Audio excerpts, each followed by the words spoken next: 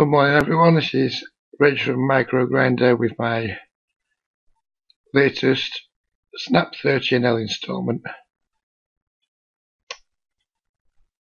You'll notice some different things about my play today. I'm going to try and play a little bit looser, not insanely loose by any stretch of the imagination, but a little bit looser. And my pre-flop raise size when I'm raising first in is going to be for a min raise rather than a 3x. I'm doing this for two reasons. Number one is I'm starting from a weaker range, so therefore I don't want to be putting as much money in the pot as I usually do when I start with my stronger range. And number two, it's because I expect to get 3-bet more. Obviously playing more loosely, you increase the chances of getting 3-bet because you're just playing more pots. So because of that, it might allow me to call some more 3-bets than I usually would. I see some flops as when people tend to 3-bet min raises, not in a squeeze spot like this, but typically a min raise, people will just 3-bet to 6 or 7 blinds, which I think then we can start thinking about calling some 3-bets and playing some post flop. Whereas when I typically open for pot or 3x, it starts to become a less attractive proposition to be calling 3-bets when people are 3-betting to 9x, 10x, etc. So hopefully we can get into some different spots to what we've been used to in my videos, and hopefully we'll be able to get into quite a few different spots for discussion that we haven't previously seen.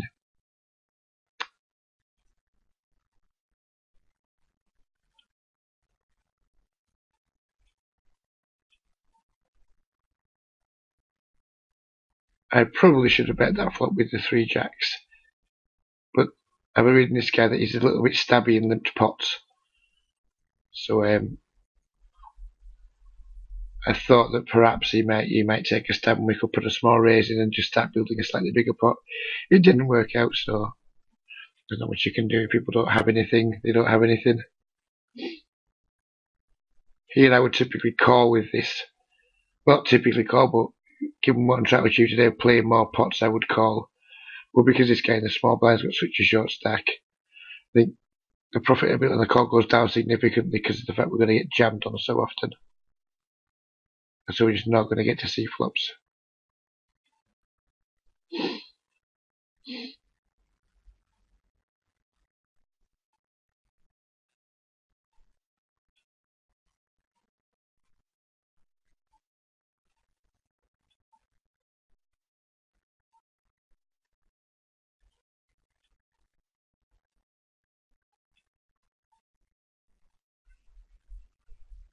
I'm playing this session at the usual time I make videos, which is in the AM of Greenwich Mean Time. It's currently nearly 12 o'clock on a Monday morning, and the pool's reasonably big. There's 50 odd people in the pool. Because I don't play these games very often, I don't have many players marked, so I'm not really sure what to put with them. Here's the first interesting spot. I don't know anything about this Russia Dell character. I've never seen him before. If I've ever seen him before, he's not been drawn to my attention. I don't think 4-betting's a particularly good option here. If we get shoved on, the best we can hope to be is a flip. So I think my plan is to call. Probably check call twice on this kind of board and maybe consider check folding the river, because I think people fire 2 barrels quite frequently but rarely fire the third. I think the third barrel is significant in micro stakes poker in terms of how often it's been fired and what it represents. Not pleased that he's made such a large bet. It does make me slightly nervous about calling a turn barrel if he makes an equally large bet in relation to the pot. Here, been donked into, I'm just going to, he's actually all in, so I'm just going to call and hope to get this guy to come along with something. If this guy pots it here, there's anything sort of bet like 6 or bigger even, I will probably just check fold just because I can't take the heat. And it's a good indication that he's probably going to bomb the river. and calling 6 on the turn to fold to a river bomb. It's not really what I want to be doing. And these are kind of why I try to avoid these situations in general in poker. It's just because it's just so hard for me to get to showdown with most of the kind of hands that I like to get to showdown with against aggressive players. I don't really know of a good option here in this situation. Because check calling now, check folding the river seems horrendous. Yeah, so I'm just going to fold.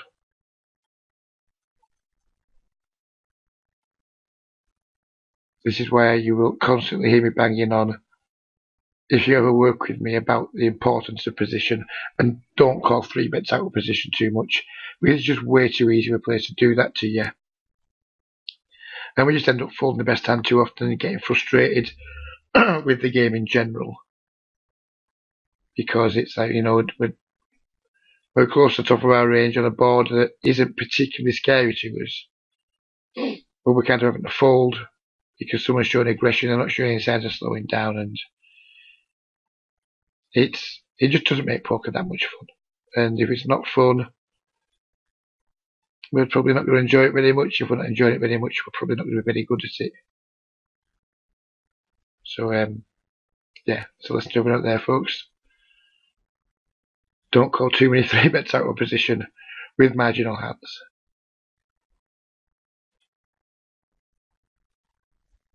But the counter argument to that is, do call 3-bets out of position with very strong hands. And then when stuff like that happens, we can get a lot more value that way than we can possibly by 4-betting pre-flop. Imagine if we'd have had aces or kings there. We'd have been in a lovely situation to possibly take a guy's stack, whereas if we'd have 4-bet them pre, there's a good chance he would have folded. So if we are going to call 3-bets out of position, we probably need to be, if we're interested in balance, we probably need to be mixing a fair share of really strong hands into them.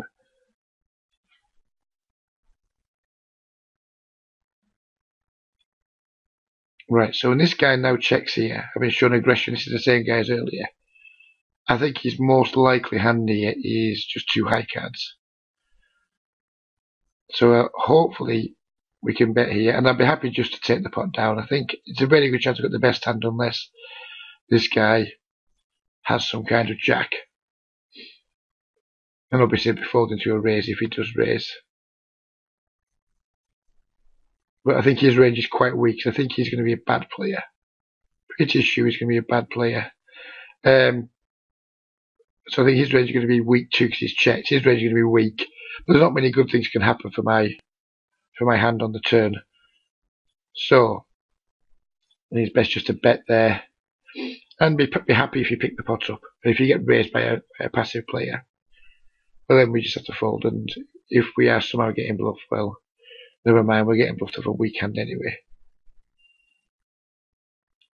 Here, when this guy makes this small c-bet, I'm going to just float here, and I'm going to raise the turn on any spade, any 5, any 6. Possibly consider calling with a queen or a 7, because I just think this c-bet size looks a bit weak. And I think at some point in the hand I'm going to be able to make him fold.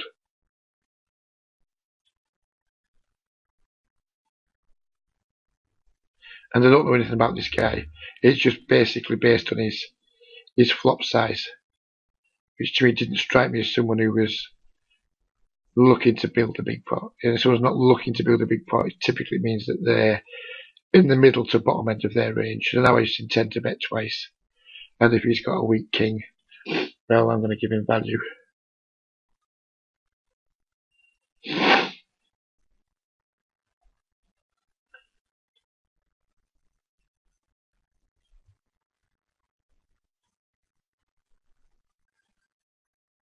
Here I would typically be snap folding a 10-9. But Donato is a similar player to me, for want of a better way of putting it, he's a nit. So I think we get a lot of folds from him from the blinds, but now this guy's potted it.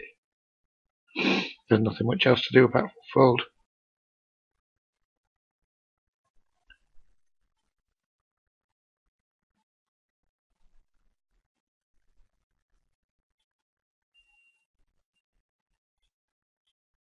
Again, typically this wouldn't be a hand in my button opening range, but because we're going for the min raising and try to get some more spots,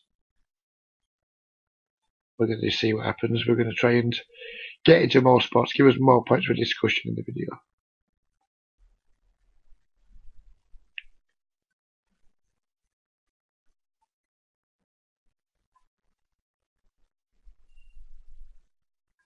Yeah, with the ace queen.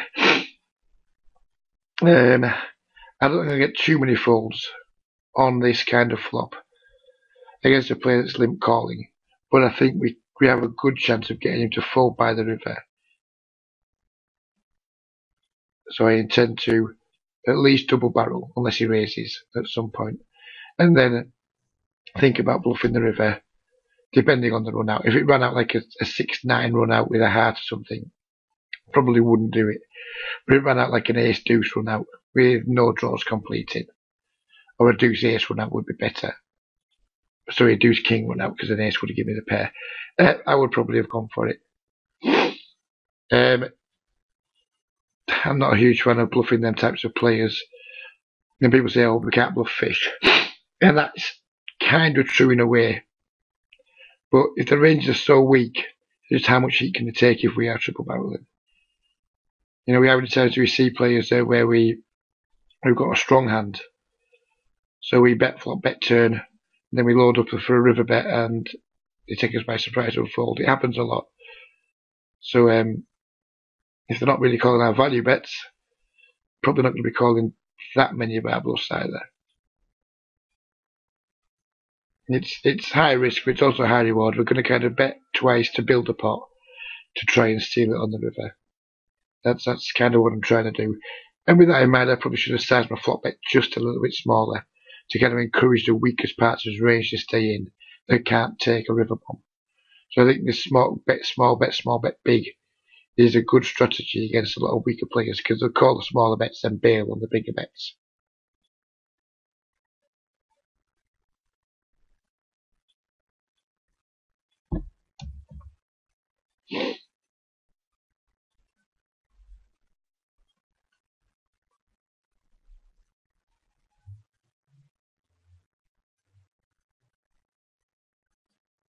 And we possibly get a good example of that here against this guy. Now, this is the sort of board typically we'll see people, weaker players who are expected to be weak, check calling on because it's quite a dry board. So we can maybe get 2 calls and then a river fold. I mean, ideally I'd like 3 streets of value. But this might be an example of where we do get 2 check calls and a check fold.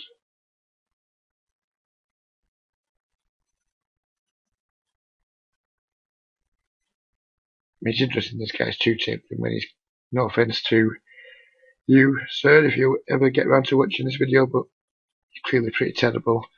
It's interesting that you are still 2-tabling. I didn't think many bad players, and by bad players I mean like really weak players, did 2-tabling, but maybe I'm wrong.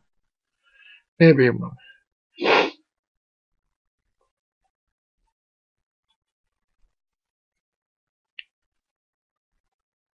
Here, because of his stack size,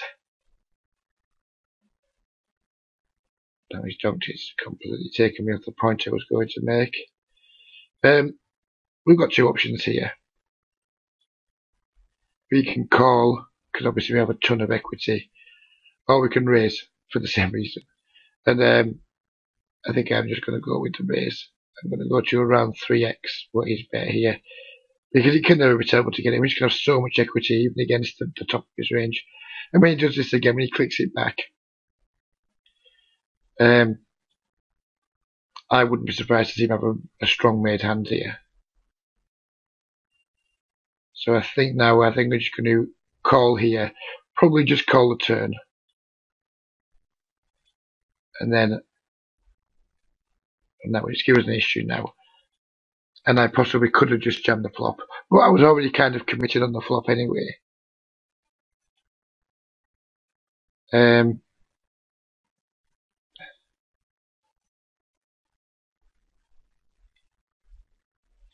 think it's just a fold now. I think it's just a fold. My plan was to just call the turn bet if he'd have bet something like $3 and then fold the river, because I don't think he's ever going to fold when he does the three bet line. So rather than just jam it all in, I think I'm going to get all the money when I call the turn and hit the river, regardless. But the times I don't hit the river, I can save maybe 6 blinds.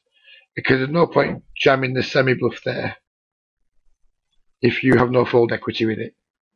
It's just pointless doing it. You know, we need to have some fold equity. When someone takes a three bet line, we don't have any fold equity. Let's not pretend any otherwise. We don't. He may have semi-bluffed me there and got me to fold the best hand, but I doubt it. But there, I was just kind of more inclined to just take my pot odds on the flop, and if you have potted the turn, you take my pot odds on the turn and save the $4 or $5 on the river when I miss. Because I'm always going to get that when I hit, in my opinion. So I don't risk anything by just calling. I don't risk losing any value when I do make my hand, but I do save money when I don't make it. Bearing in mind, I don't think he's ever going to fold if I just shove the flop. It's unfortunate when he then just jams the turn, because then we don't really have odds to call.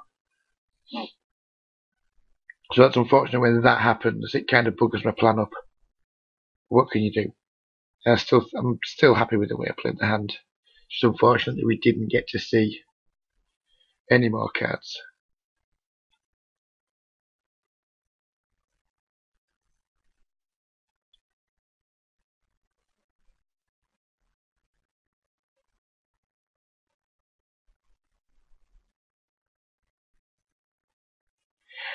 So now we've seen these guys limping around a lot, and we've seen this guy's tendency to just play fit or fold post flop.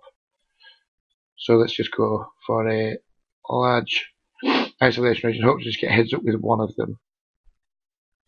We don't really want both players to call here, which is why I've gone for the larger range. We just want to get heads up, because I think both of them play fit or fold. Should we say this mana guy just limped and then check fold the jack 8 board, and that's where a lot of our money is going to come from in these games.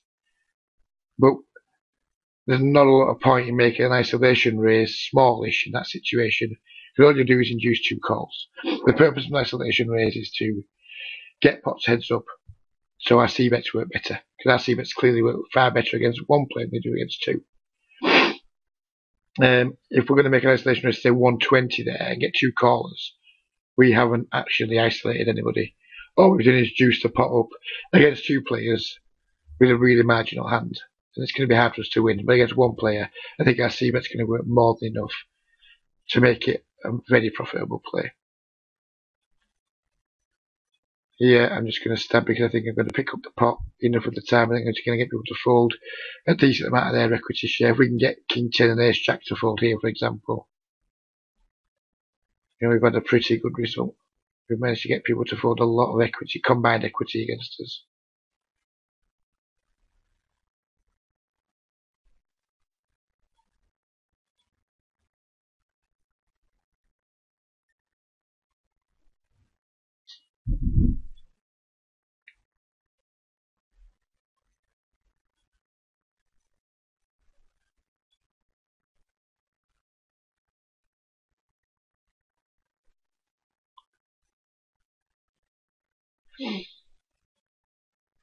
And there we go. And notice we didn't have to bet too big. They only bet 4 blinds into 7 because there was no reason to do anything else. I'm not trying to make somebody fold a better hand and just try to make people fold what is likely to be a combined rather large equity share against my 2 5s. If they have 4 over cards between them that they're never going to bluff with, then I'm just giving too much of a free ride to them. And if people aren't going to bluff, why let them realise their equity share for nothing? We have a hand that, yeah, we don't care if we get raised, we're not bothered. So we're kind of betting to make people fold weaker hands, which doesn't make sense conceptually too much. But if they're never going to bluff with those hands, and we're always just going to let people walk into the end zone and then just hit an overpair, an overcard, the turn on the river, then kind of we want to protect ourselves against that, so we can just do that just by betting small. This guy here, we haven't seen him put a bet in yet. I mean, I think we'll probably beat when he does bet, but his bet is so small. It'd be a bigger mistake to fold, and again, it's just a call. I don't expect to win very often, don't need to win very often, he's making the bet so small.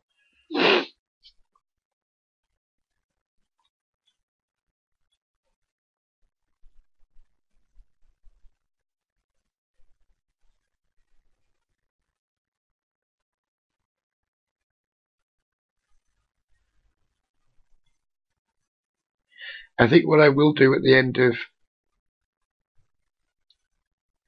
well, not at the end of the session, but when I post this to Reddit and other sites, because I do get labelled as a NIT, etc., etc., I will start posting the results of the session, and I'll post my VPFR and my profit loss, just because it's hard for people to track exactly.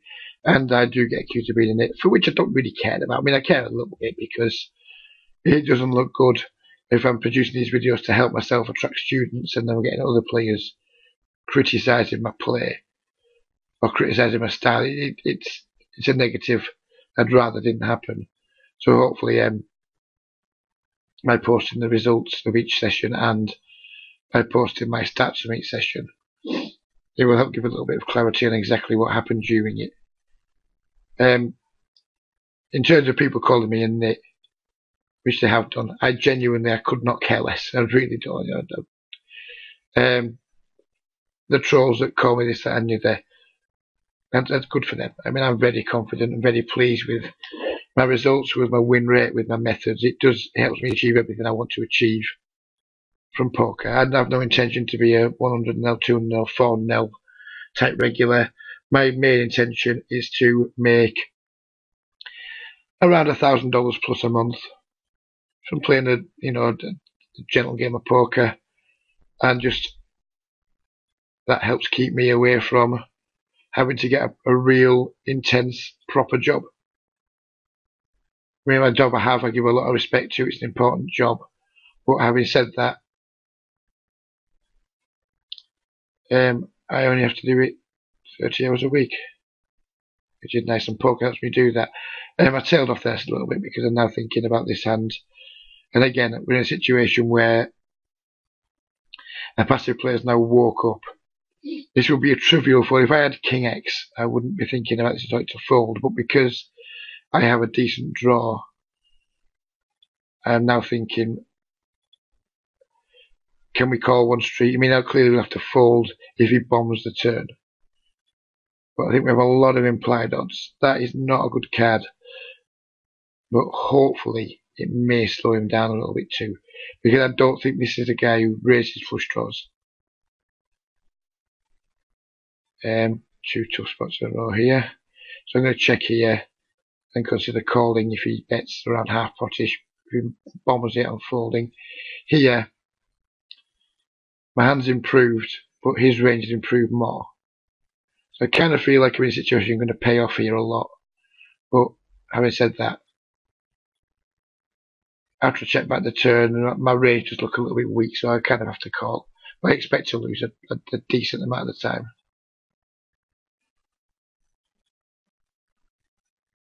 And he is just going to be quite a simple check fold, because exactly this guy, he had the kind of hand he was repping.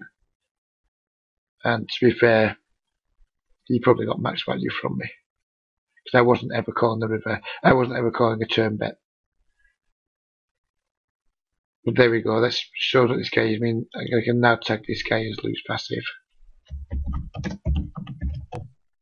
because he's just limp calling in, limping in with the king six suited. Which is obviously going to be a terrible play. Now we're in exactly the same situation we were in earlier. Same two players, same two positions.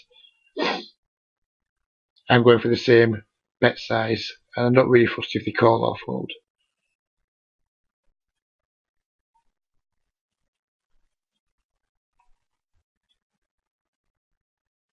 Wow, I am getting run over this session.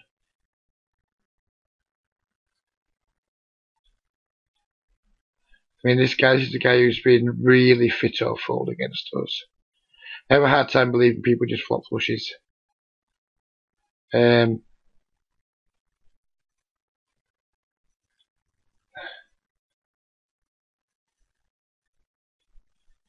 I'm just going to fold because the question is, do I want to put $13 in, $13.50 in, with basically the queen high flush draw against someone who is really passive and has never taken that kind of line before? And when you ask yourself that question, the answer is a pretty resounding no. Of course it's frustrating. This could be one of those frustrating sessions where nothing really goes right for us. And this happens, it's just part of what being a poker player is. But having the discipline to keep your head, having the discipline to not spew, and to just continually try and make the best play is what's going to separate you from the break even or losing players. Because money saved is as good as money won, and a ton of players there without question. We just thought, well, he's a bad player. I have 2 overcards. I have a queen high flush draw. Let's go. The problem is I don't think my pair outs are going to be good that often there. So if my pair outs aren't going to be good too often, I've kind of all got a queen high flush draw against somebody who has shown a propensity to just check fold in those spots pretty regularly. All of a sudden he wakes up with a pot size donk bet. It's significant. It means something. I don't know what it means yet because I've not got to showdown with him when he's taken that line. But it means something different too. He's got nothing. Because when he's got nothing, he's shown he's check folded. So again, I think it's just a situation where there's not much point semi-bluffing if we don't think we're ever going to get folds. Because it kind of, the clue's in the name. We're semi-bluffing. So that means by bluffing we intend to make someone fold a better hand some of the time. I don't think we're ever getting that guy to fold a better hand. So if we're not going to ever get him to fold a better hand, do we need to be putting $13 in? Or, to put it another way, 45 blinds in against a loose passive player with just a queen high flush draw? You might think the answer is yes. I think it's a resounding no.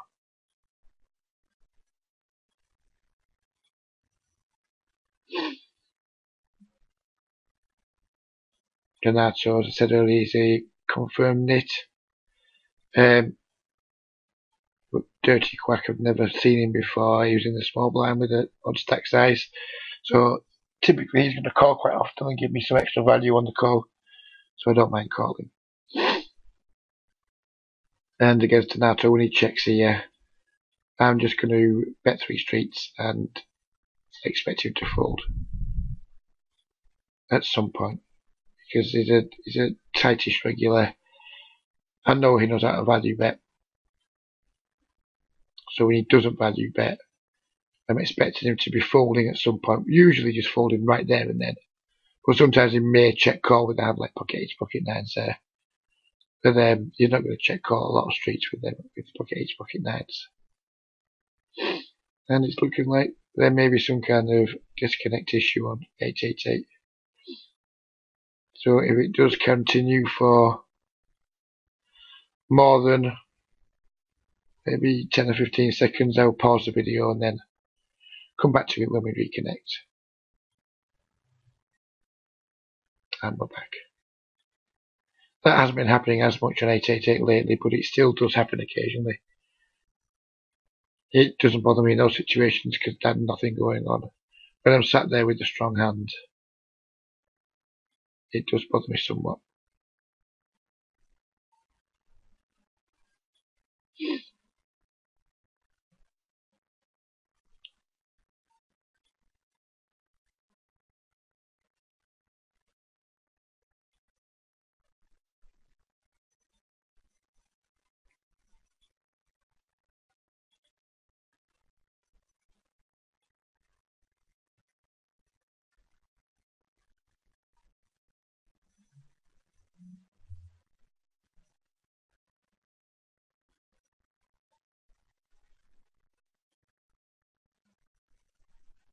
Now I'm not going to make my isolation as big as I have in previous hands here because two reasons. Number one, this guy is a shorter stack.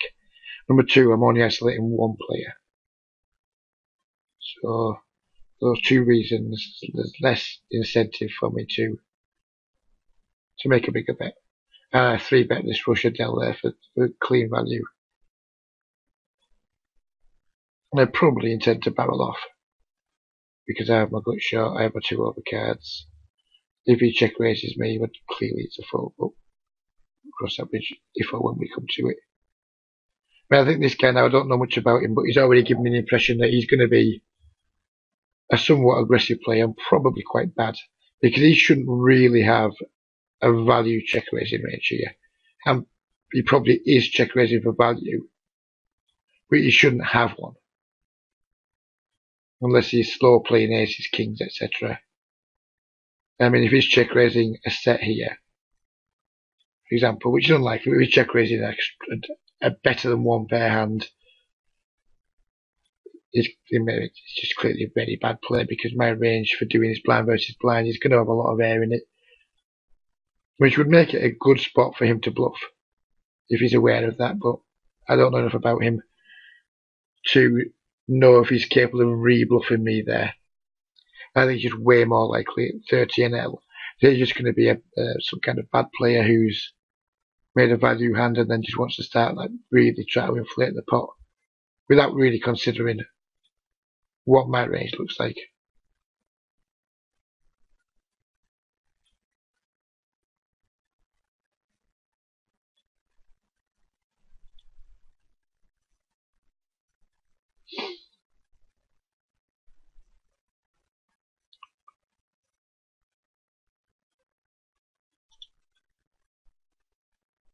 So this guy, we've got a read on him that he is quite loose passive. Well, not loose passive, but he's not a really strong regular. So I am going to be careful about paying off against him. I think we have a good semi-bluff opportunity here based on his bet size. Here I'm considering a check raise against this guy.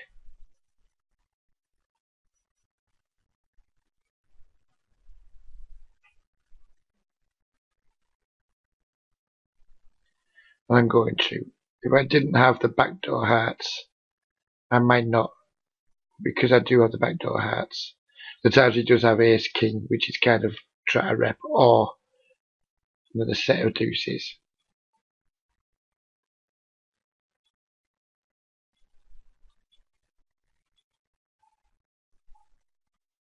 And I am reasonably worried that he has ace king here.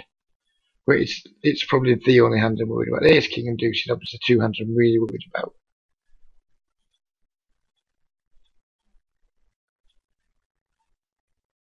And this is, I'm bet folding here, for sure.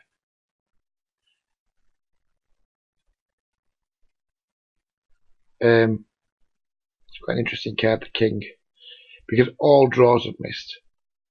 I'm not sure this guy calls 2 bets with just a king. Say, I don't think he has king queen, but for example, or king jack. I don't think I can get much value on a bet.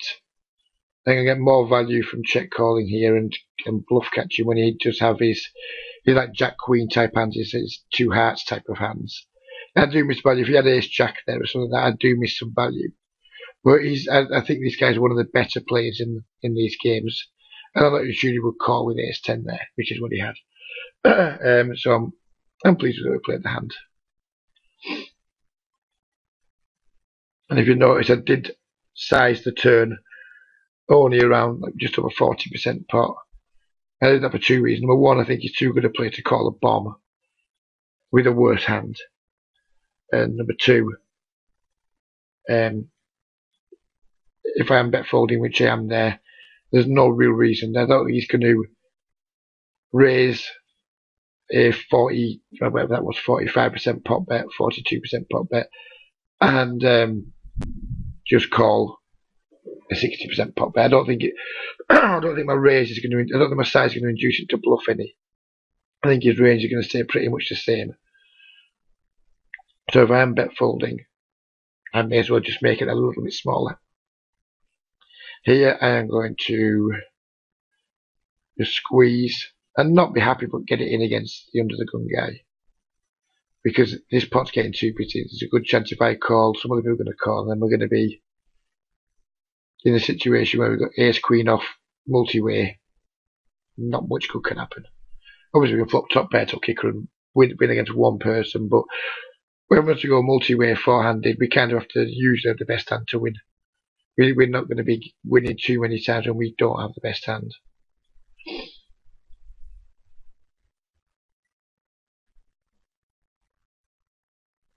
I would be interested to see the thoughts of some other people on the ace queen hand. With my life throughout the entire hand. Would you have bet the turn larger? Were you bet folding the turn? Do you agree with the check on the river, or would you have gone for some more thin value? Yeah, now of course you know we had the ace 10, so it's harder for you to be not to be result orientated. But do you think he's going to have more Jack Queen Heart type hands? He's going to have ace 10 off, ace Jack off, which kind of like the only two aces he's really ever called me there was ace Jack. I was surprised I had ace 10, to be completely honest with you. I kind of thought if he's got an ace, it's probably going to be ace Jack or ace King. When the King comes on the river, it's kind of hard for him to have ace King. I said he can't have it, we just make it quite hard. So the only hand I'm really that worried about now, it's improved past me, would be like a King Queen type hand. But I'm not sure he calls a check raise in the turn barrel with King Queen. Yeah, it's an interesting hand.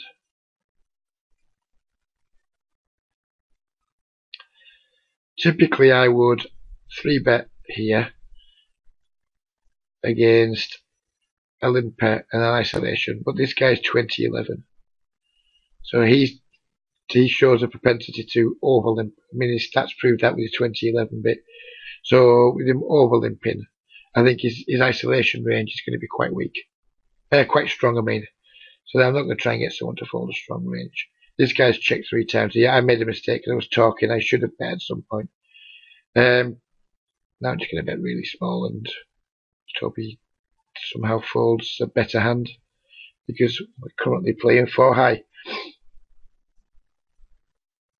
That was a mistake from me because I was making the point. I completely stopped thinking about this hand. It was a mistake. I should have been working harder viewing that hand.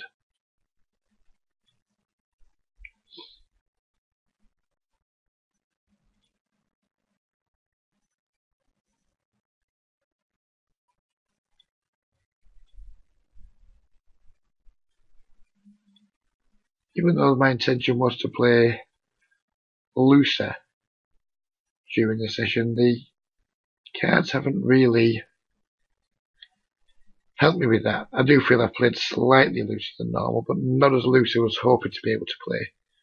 But when you're getting dealt Queen 7 offsuit with astonishing regularity and worse, it's kind of bad to I want to play looser, but I don't just want to be throwing a party for everybody either. The Queen 7 off on the button, I don't have an issue with that, but when you're getting a lot of off-suited cards, it's hard to. I'm not a fan of off-suited cards. It's hard to keep much aggression up post flop with cards that aren't suited. So yeah, for the next 20 minutes, if 888 could furnish you with some more suitedness, I would appreciate it.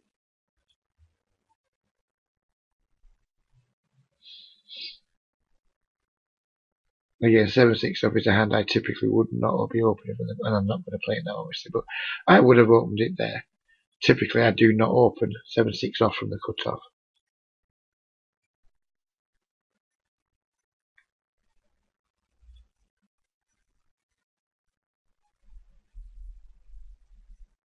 Just have a little scroll back for the last 10 minutes, and if you don't believe me, just look at all the absolute off-suited junk we've been having. I did have every intention of making a really fun video today, but at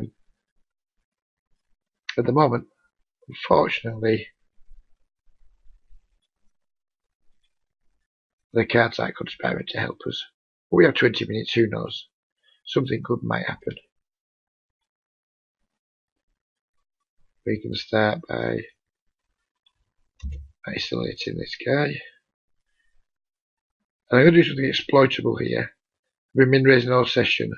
I'm just going to open 3x because I've actually got a fish tagged in the big blind. And we've got this Russia Dell in the small blind who I think might be aggressive. So I'm going to make it slightly bigger. I'm going to deviate from a min raise plan. Just because I can, basically. What's one note on this guy? It's not really useful for this situation.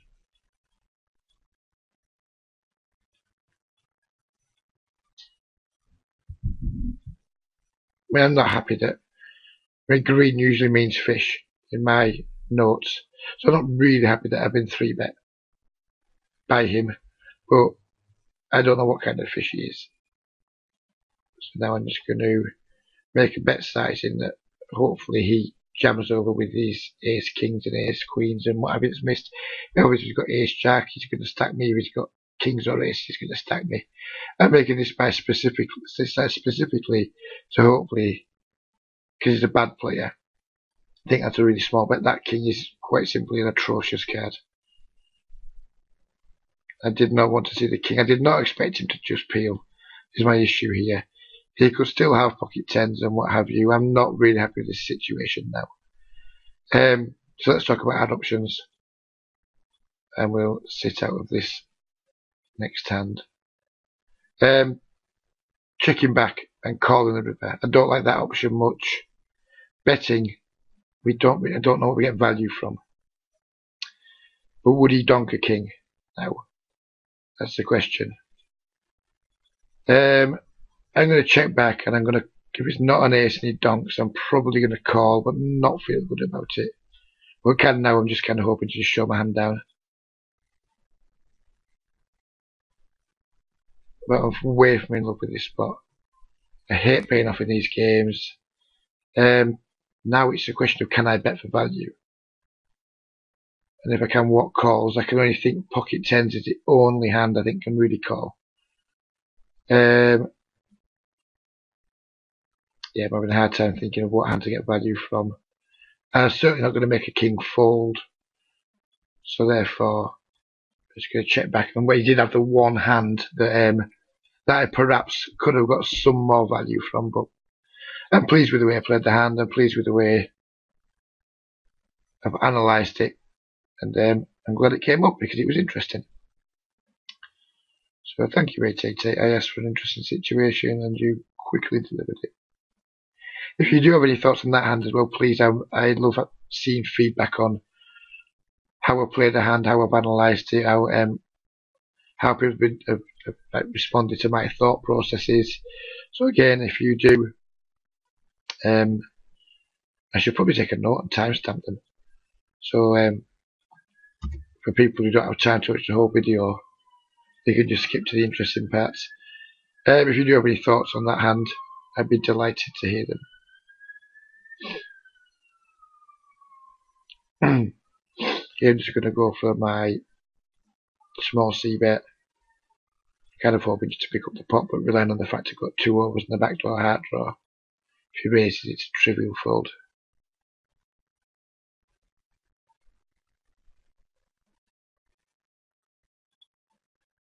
Oh, we are now getting some interesting situations because that's a good and bad card.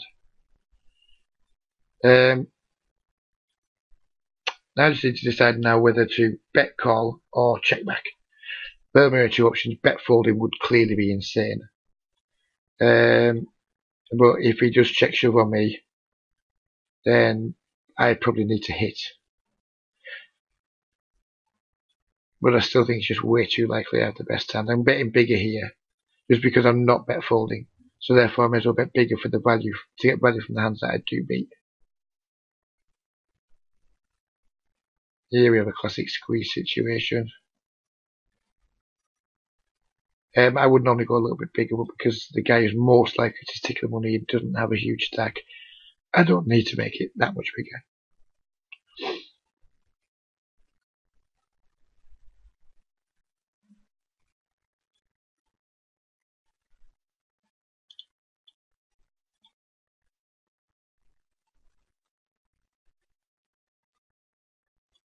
And so this guy min raises small c bets. He plays back against small c bets. So I'm going to make a small c bet here, just to hopefully encourage him to play back at me. When he snap calls, it's an indication that he's got some kind of made hand. Queen X is obviously his range. You can have King Queen suited. You can have maybe Ace Queen, but I think he was 3-bet that a decent amount pre-flop. I think his most likely range is going to be some kind of pocket pair. So I'm going to check back here and then call most of it. I'm not worried if an ace or a king comes. I don't think it hits him. I'm going to call most of it. Now I'm probably going to raise, because obviously we have a straight now, and it's unlikely he has king jack. So now I'm clearly going to raise. But I would have just called otherwise. The question is, do I go for it all? No, I don't. I'm just going to put a small raise in and hope he somehow has a set. He didn't. Now that's kind of what I thought was going on there. I kind of think he had a weakish made hand there, that he's just betting the river for who knows what reason.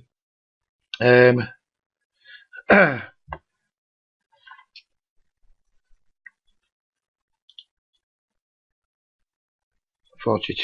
is my note on that player.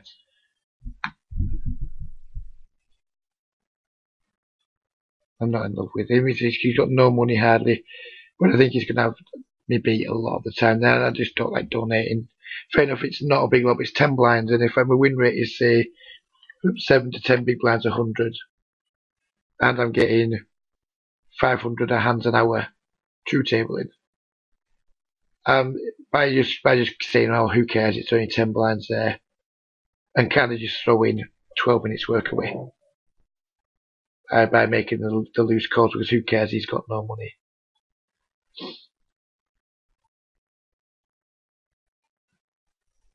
I don't think there would have been that much wrong there with getting it in. I just really have a healthy disdain for paying off loose passive players. Here I'm just going to call, because I don't believe Donato's a big squeezer, so if he does squeeze, I'm really happy to let my hand go. And he does squeeze. So, there we go. Shut my mouth.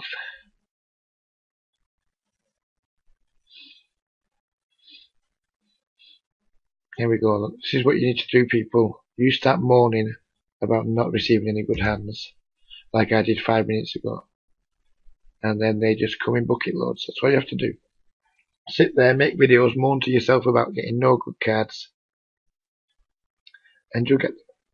I'm calling here because I just want to play some pots with this Russia Dell, because I think he's going to keep things interesting for us. Here I am just going to check back one street, and then if he doesn't bet, I'm going to bet the turn and then probably bet the river. Here I'm going to call against Russia Dell. Interesting that Russia Dell just snap checks there. He has shown that he's capable of check raising, and I think he's aggressive, so I'm not going to stab here with my 9.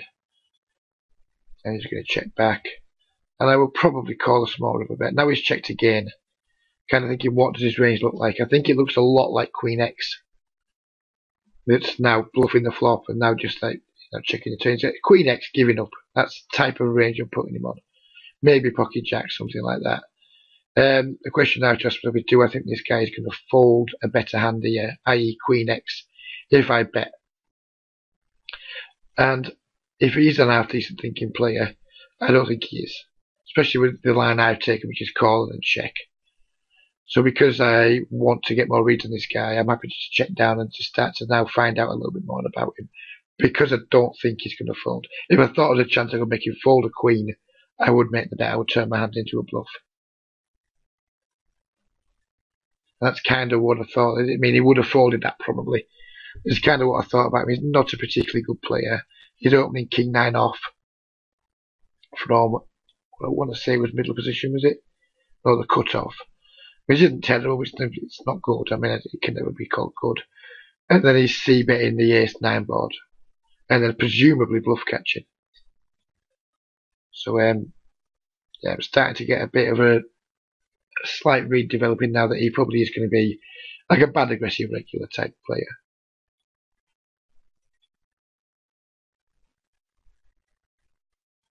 And this is sometimes the only way we can get reads against players who we think might give us trouble is just get to showdown against them a few times and just see what's going on. That's when we're going to get most of our reads. And what I probably would do with him in particular, at the end of the session, I would, before I close my tables, I'll show you exactly what I'd do for the people who do play an 888. I go back to this, I find him, I open the notes on him, and I just leave it, and I just forget about it, I leave it there out of the way. At the end of the session, I open my Hold'em manager, I root around on him, I find things out about him, and then I put my notes in the client here.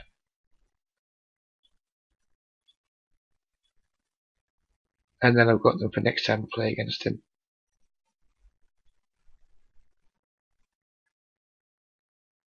And the things I'm looking for in Hold'em Manager, I'm just going to set the filter for got to showdown, and I'm just going to look at all the times he gets to showdown, what he gets there with, how he plays his good hands, how he plays his weaker hands. I'm going to 3-bet here because I don't want to be squeezed. And I think this BP squeeze is a reasonably aggressive regular.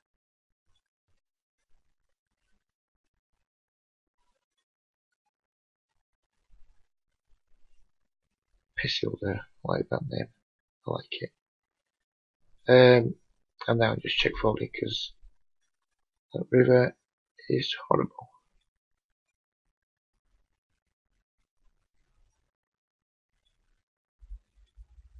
I don't know anything about ZVV whatsoever. The only reason I 3-bet is because I didn't want to get squeezed and my hand was too strong to fold. I'm just going to fire 2 streets here.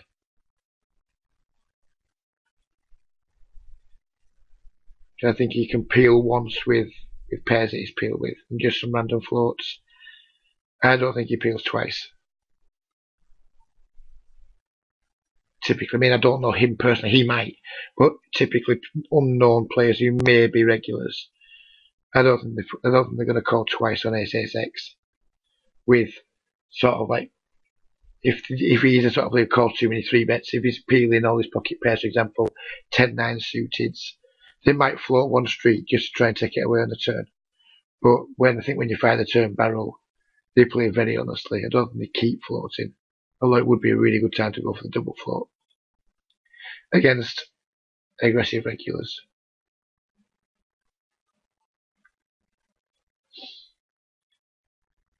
Again, Queen Jack suited, really not in my typical middle position range. Sorry, Queen Jack off. It's usually a turbo fold for me, but we've got 7 minutes left and I want to play some hands. I'm just going to call this donk bet because typically someone asked me this yesterday actually, and I swear is how do we respond to min donk bets? My answer is treat them like a check. If you would have checked back, just call. If you would have c-bet, had they checked, then raise them.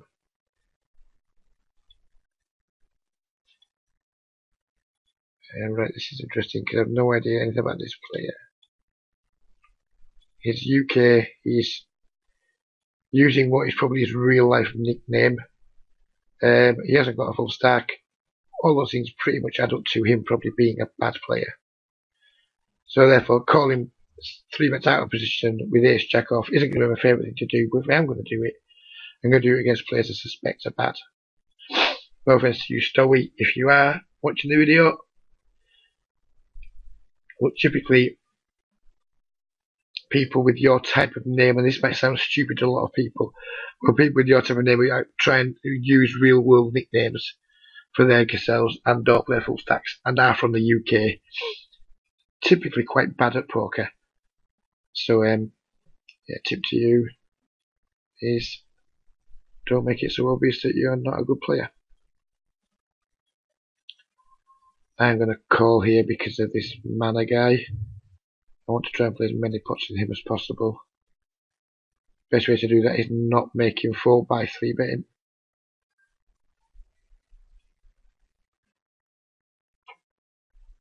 Try board, 2 people check to me.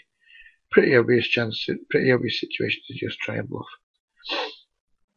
And against this guy, I will probably fire all 3 streets because the board's so dry. Unless he's got a set, he's going to have a hard time getting to showdown.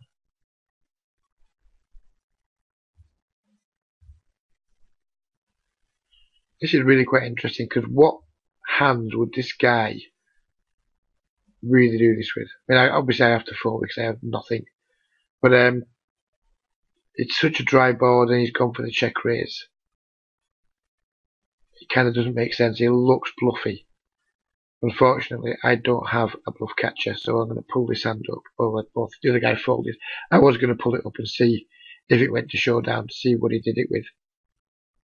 But it didn't. But it looked bluffy.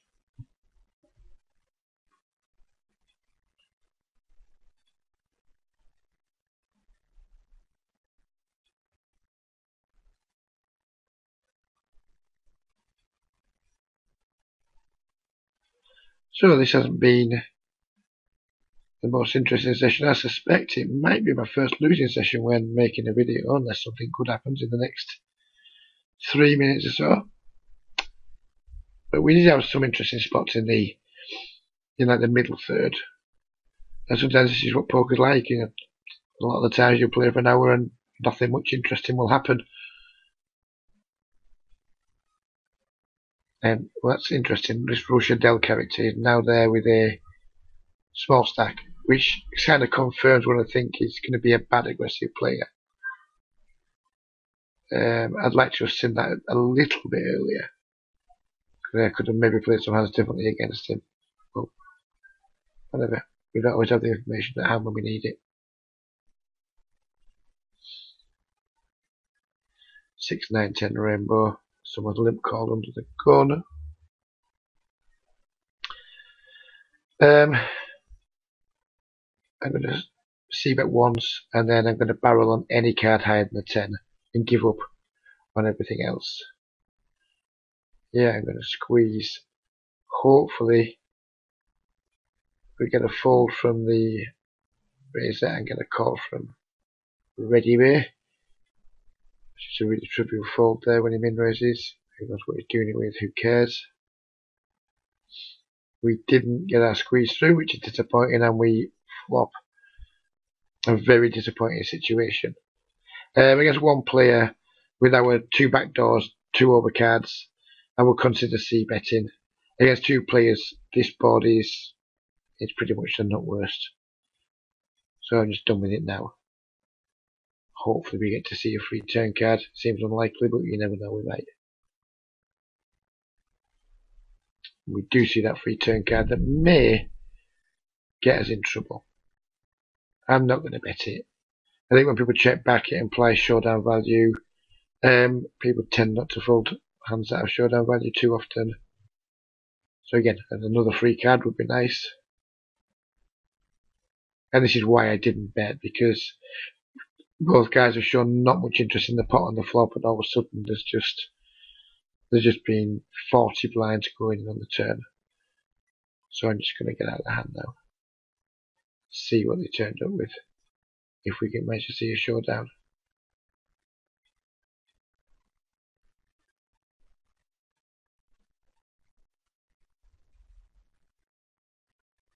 His bet seems somewhat thin there on the turn. Fair play to him. Who knows what the other guy had? He must have had some kind of draw. See if we can pull the hand up and see what he had. King Jack. Interesting call. Well, that's why we squeeze pre-flop, because people are bad at poker. And we probably would have won that hand if it gone heads up against King Jack.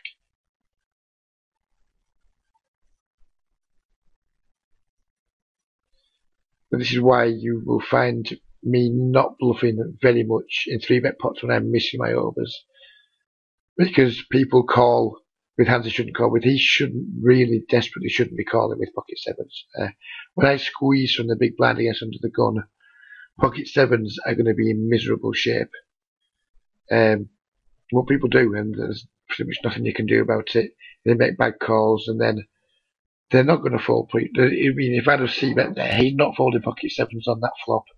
He may have folded the turn if I'd jammed on the equity that I'd picked up. But there's me saying the was not a big squeezer. It's the second time I've seen him do it now. Well, people start folding when they should do. So therefore, if they're not folding when they should do, it means we should be bluffing less. And yeah, does that make me weak tight? In some people's eyes, it possibly does. In my eyes, it makes me sensible. Because why on earth would we be bluffing people who aren't folding, who don't make correct folds? It just doesn't make sense to do that. I think we made a perfectly good squeeze, and then we met a disgusting board, and that was just life. We just can't win every pot, and don't try to win every pot. Just try to win the good ones. Right, so I think we'll play his last two hands out, and I think we'll call it a session. That is not a good turn card for me. I'm going to check back, probably just fold the river.